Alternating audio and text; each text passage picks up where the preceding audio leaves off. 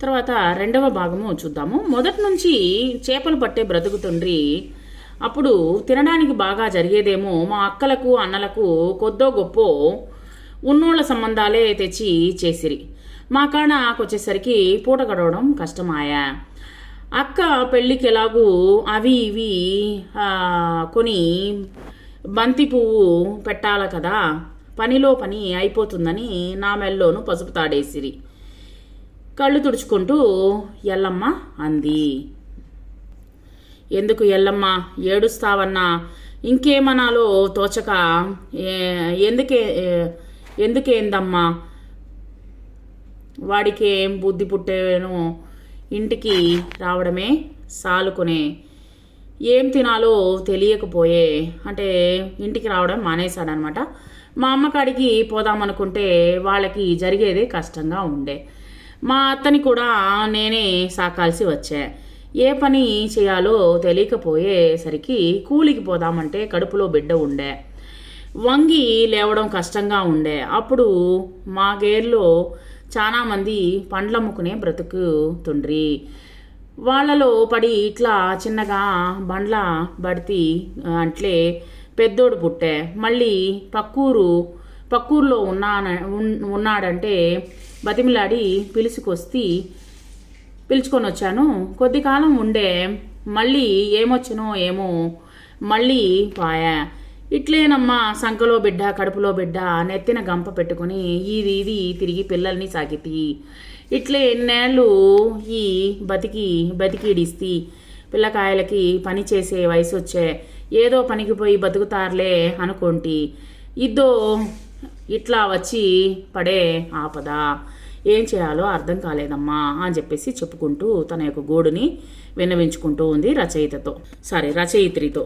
కనీసం అమ్మవాళ్ళు కూడా అయ్యో మనలా ఊర్లో వాళ్ళు ఏమీ అనక పోయిరి. పోతే పోయినాడు లేమ్మే, వాడు బాగుండి నువ్వు సుఖపడింది లేదు ఆనపట్టిరి. అయినా పాడు పానం ఊరుకోలేదమ్మా. ఎంతైనా పుస్తి కట్టినోడు అంటే తను తాళి కట్టినోడు కదా. సంపాదించి పెట్టకపోతే పోయినాడు. మగదిక్కుగానైనా ఇంట్లో పడి ఉంటాడు. ఆయనకి ఇంకొక బిడ్డ అని అంత ముద్దేస్తే సరి అంటే ఆయనకి కూడా కాస్త ముద్దేస్తే సరిపోద్ది అని చెప్పేసి నలుగురిలో అంత బొట్టెట్టుకుని తిరగొచ్చు కదా అని చెప్పేసి నేను అనుకుంటున్నాను. పిల్లలపై ప్రేమ లేకుంటే పాయా, కన్నోడు ఉన్నాడు అనుకుంటాను కదా అని పండ్లమ్మి కూడబెట్టిన పైసలు ఎత్తుకుని పోతుండాడమ్మా అంటూ కళ్ళు తుడుచుకొని ఇంట్లో చిందరవందరగా పడున్నటువంటి సామాన్లు సర్ది ఉన్న 4 గిన్నెలని కడిగి ఇంకా వస్తానమ్మా, 4 దినాల తర్వాత మళ్ళీ కనపడతానమ్మా అంటూ చెప్పి చాలా సాధారణంగా వెళ్ళిపోయింది.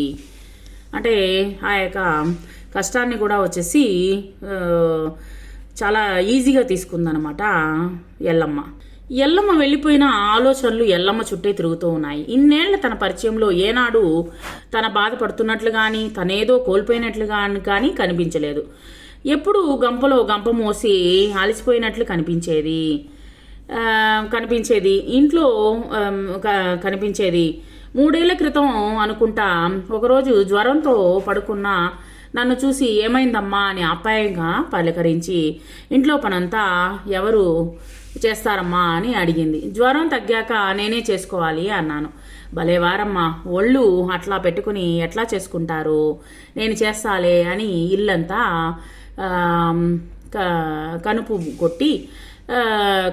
కసుపు కొట్టి బండలు తుడిచి అంట్లు తోమి పిల్లల వారం రోజులుగా విడిచినటువంటి బట్టలన్నిటినీ శుభ్రంగా ఉతికి ఆరేసింది.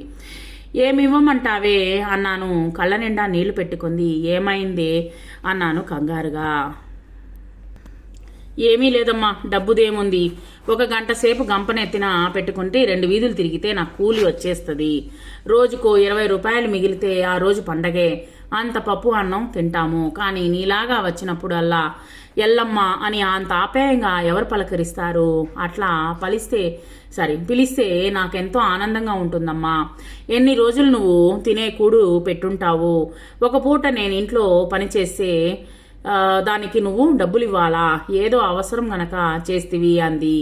ఎల్లమ్మ మాటలకి బిత్తరపోయాను.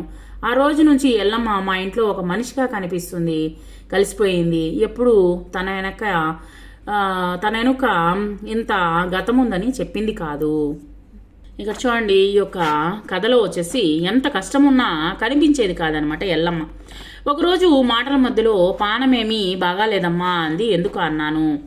ఏమీ లేదమ్మా, మా వదిన ఇంటికి మీదకి వచ్చింది. నా కొడుకుని అనరాని మాటలు అనింది. నా కొడుకు ఆ అమ్మ కూతురిని పెళ్లి చేసుకుంటాడా అంటున్నాడు. దాంతో నీకంత వయసు వచ్చిన కొడుకున్నాడా అని ఎల్లమ్మ అని అడిగాను. కొడుకంటే కొడుకేనమ్మా, 10 ఏండ్ల కిందట సంగతమ్మా ఇది. మా ఊరు ఏటిగట్టున ఉంది కదా, ఆ ఏటి వరుసలో ఎవరో బిడ్డ కొట్టుకొచ్చాడు. చేపల వేటకు పోయిన మా ఊరోళ్ళు ఆ బిడ్డను కాపాడి గట్టు మీద కూర్చోబెట్టారు. అప్పుడు నేను కడుపుతో ఉన్నా. చూస్తా ఆ బిడ్డను ఎట్లా దెక్కులేని బిడ్డలా వదిలేసేది ఇంటికి ఎత్తికొస్తి. నా బిడ్డలతో సమానంగా పెంచితి. వానికి నేను పెట్టిన పేరు సాయిలు. నా బిడ్డలతో పాటు వాడిని కూడా 10 వరకు చదివిసి చూస్తా ఉండగానే వాడు పెరిగి పెద్దాడయ్యాడు. ఇప్పుడు మా ఊర్లో బస్సు కండక్టర్ ఉద్యోగం చేస్తున్నాడమ్మా. ఒకరి మాటకి పోడు, ఒకరి ఇంటికి పోడు. వాడేందో వాడి పనేందో. అట్లాంటి బిడ్డని అనరాని మాటలంటే కోపం రాదా? అందుకే మా వదిన నేమనలేక చేతికి దొరికిన కట్టెత్తుకొచ్చి చావగొట్టాను. వాడు సద్ది కూడా తినకుండా ఏడుస్తా పోయినాడు అంటూ ఏడుస్తూ తాను తిట్టుకుంటూ ఇంటి దోవ పట్టిందనమాట ఎల్లమ్మ వెళ్ళినటువంటి అంటే తాను వెళ్ళినటువంటి దోవలోనే చూస్తూ నిలబడ్డాను. ఇంచుమించు ఎల్లమ్మతో పాటు ఎంతోమంది పండ్లమ్ముకునేటువంటి వాళ్ళు బతుకుతూ ఉన్నారు. వాళ్ళ బతుకులు ఇట్లా ఉంటాయేమో, ఇంత కష్టపడుతూ ఉంటారో. జానెడు పొట్ట కోసం, కడుపున పుట్టిన బిడ్డల కోసం రెక్కలు ముక్కలు చేసుకుని పొద్దస్తమానం కష్టపడుతూనే ఉంటారు. ఇంట్లో ఉన్న ఎప్పుడన్నా అంత లడ్డు, ఎంత మైసూర్ పాకో, అంత కార బూందినో చేతిలో పెడితే కొంగున కట్టుకుంటుంది. ఎందుకు తినవే అని అంటే, సన్న బిడ్డలకి ఎవరు పెడతారమ్మా, ఇంత పని చేస్తావు, నీకు శ్రమ అనిపించదా అని ఎప్పుడైనా అడిగితే, భలేవారమ్మా, మనిషి పుట్టి కష్టం అనుకుంటే ఎలా? కష్టంతోనే మనం తింటున్నాం, మన పిల్లలకి పెడుతున్నాము, మనల్ని ఆశ్రయించిన వాళ్ళకే ఇంత పెడుతున్నాము, ఇంతకంటే తృప్తి ఎక్కడుంటుంది అని చెప్పిందనమాట. ఆ తర్వాత ఎల్లమ్మ వెళ్ళిపోయిన ఎల్లమ్మని గురించిన ఆలోచనలు నన్ను గందరగోళపరుస్తూనే ఉన్నాయి. నా చుట్టూ ఎందరో ఉన్నారు. Lecturer Neeraja, bank clerk Vasundhara, teacher Sunitha, Parvathi, Padma, Haritha, ఇంకా ఎందరో ఉన్నారు. ఆర్థికంగా వాళ్ళకి ఏ ఇబ్బందులు లేవు. ఖరీదైనటువంటి చీరలే కడతారు, ఖరీదైన మనుషుల్లాగే కనపడతారు. విందులు వినాదాలు అంటూ ఎక్కడికెక్కడికో వెళ్ళి వస్తూ ఉంటారు. ఎప్పుడు కలిసినా ఏదో వెలితిగానే మాట్లాడతారు. ఏవేవో వాళ్ళు ఊహించుకున్నవి, తర్వాత వచ్చేసి వాళ్ళ సొంతం కాలేదని, వాళ్ళ జీవితం అంతా అశాంతే అలముకుందని బాధపడిపోతూ ఉంటారు. ఏనాడు సుఖమన్న మాట, ఆనందమున్నా తన దరిదాపులకు కూడా రానివ్వని ఎల్లమ్మ ఎప్పుడూ బాధపడినట్లు కానీ, వాటి గురించి ఆలోచించినట్లు కానీ కనిపించలేదు. ఆ క్షణం ఎల్లమ్మ వాళ్ళందరికంటే ఎంతో ఎత్తులో ఉన్నట్లు కనిపించింది. కాబట్టి మనము ఎప్పుడూ వచ్చేసి మనకు అది లేదు ఇది లేదు అని చెప్పేసి బాధపడుతూ ఉండడం కన్నా, ఉన్న దాంట్లోనే మనము తృప్తిగా ఉండడం అనేటువంటిది అలవాటు చేసుకోవాలి ఈ యొక్క ఎల్లమ్మ మాదిరిగా.